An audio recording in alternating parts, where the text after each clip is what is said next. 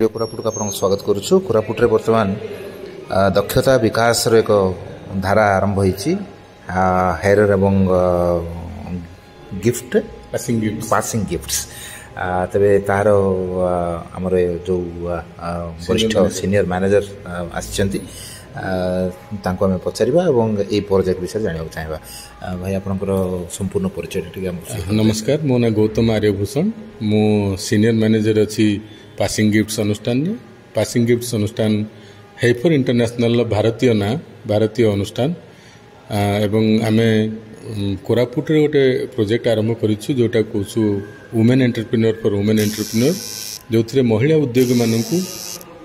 अन्य महिला उद्योगी माने भारत वर्षर एवं भारत बाहर मध्य से माने साहाय्य सहयोग करिकि एठिकार महिला उद्योगी मानकु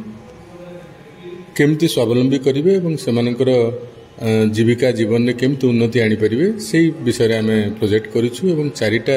ब्लॉक रे काम चलछि। एबे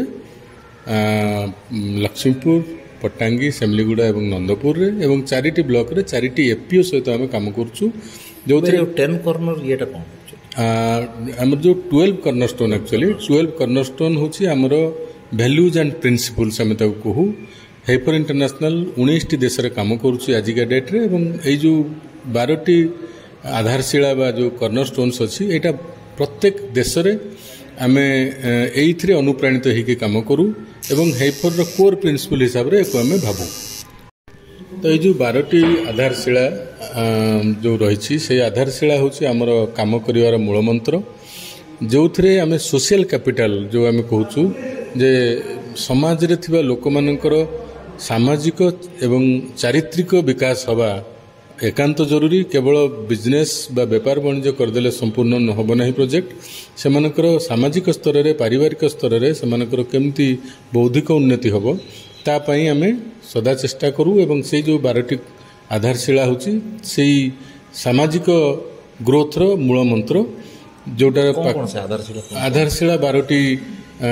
हमर आरंभ हुए पासिंग गिफ्ट्स एवं पासिंग गिफ्ट होची आमे केमती जणे जदि गोटे कौन सी जगह भी गिफ्ट पाइछि एवं ताकू से काम लगेछि तार लाभ से अन्य जन को पासन करिवो। That may be kind, that may be knowledge. एकदम kind knowledge that could be benefit any benefit cash भी ही पारे, सीड भी ही पारे, छेली भी ही पारे, कुकुड़ा भी ही पारे, जहाँ भी तांका पाखरे आसिला निजे बेनिफिट नहीं साला परे निज पाखरे अटकेबो नाही। हां सेटा आगो को बढ़ेबो जा फल रे आमे समाज रे जो गरीब श्रेणी रे लोक माने अछंती आमे नथिले मध्य ए जो पासिंग ऑन गिफ्ट कला परे से लोक भी उपकृत हेकि तार जीवन स्तर रे उन्नति आनी परिबो। द्वितीय होची अकाउंटेबिलिटी, आमे उत्तरदायित्व रखिबा, आमे परस्पर प्रति उत्तरदायित्व रहबा, परिवार रे जेमति आमे उत्तरदायित्वता रखुछंती एवं सामाजिक उत्तरदायित्व रहउची, आम निज प्रति निजर उत्तरदायित्व रहउची ताकू बुझिबा। ए गोटे होची आ गोटे रहउची ता भितरे जे प्राणीधन मानकर केमति विकास करबा, जेहेतु हेफर रो मूल मंत्र होची लाइव स्टॉक बेस्ड लाइवलीहुड्स।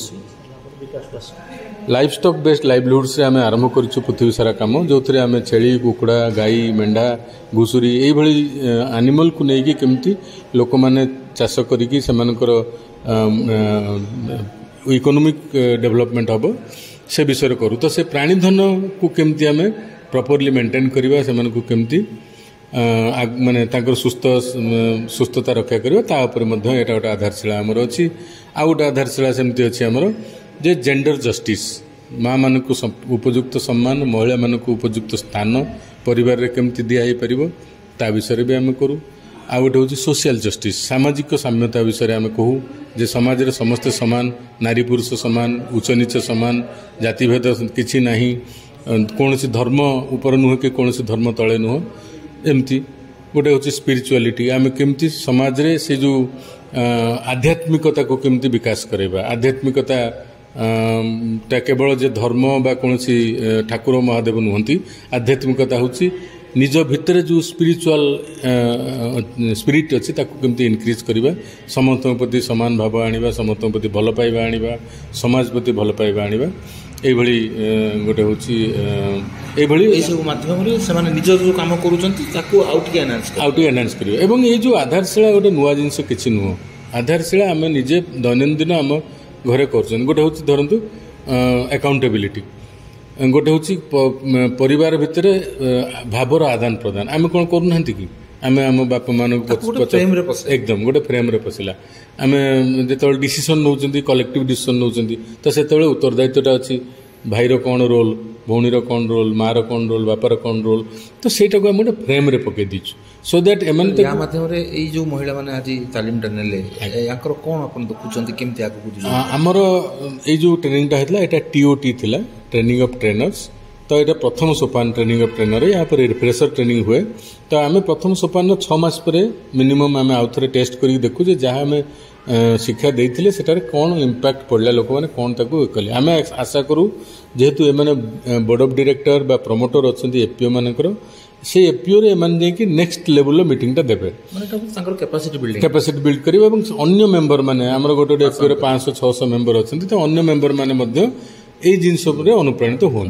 तेणु यहाँ गोटे आमर गोटे कौन निरंतर प्रयास थाए वर्ष वर्ष धरी आम करूँ और प्रत्येक ट्रेनिंग पर आम गोटे PSRP करूँ जोटा आत्मचिंतन आत्म अनुध्यान और आत्मसमीक्षा जे आम जहाँ कले मन कहतु पासिंग ऑन गिफ्ट मु कौ जगार अच्छी तो 3टा आमर थाए पारामीटर चारा गछ बढ़ंती गछ फलंती गछ तो मु निजको आजिका डेट्रे जदि पासन कथा हम मु क्या लास्ट 6 मास भितर किसी गिफ्ट देछि कि से पारामीटर मु निजको जज करी और जदि मु देई नाही ताले मु चारा गछरे अच्छी जदि मु देछि एवं सी ताकू नहीं किसी काम लगे ताहले से फलंती गछ जदि मु खाली देछि एवं से ताकू यूज करी नाही बा ताकू काम लगे ना ताहले मु बढ़ंती गछरे अच्छी तो ये निजको विभिन्न लेवल ले आत्मसमीक्षा करियार गोटे मुझे चारा गचरू फलंती गच को जी यहाँ हूँ आम लक्ष्य और यहाँ आम कंटिन्यूअसली प्रत्येक 6 मास प्रमोट करूँ जे एटलिस्ट से एपीओ स्तर में आज 26 जन आम ट्रेनिंग नहीं 4टी ब्लॉक रू आसवा बीओडी और प्रमोटर मैंने ट्रेनिंग नहीं धन्यवाद आपन सहित कथा निश्चित भाव एक नूतन आनंद नेले नूतन आस्फुआ सृष्टि है और कोरापुट जिलार एक नूतन दिग निश्चित भाव सृष्टि हम एम कैपेसिटी बिल्डिंग रेडियो कोरापुट आप समय देने जो आप कृतज्ञता जन रोचे देवी नमस्कार धन्यवाद रेडियो कोरापुट को आप स्वागत।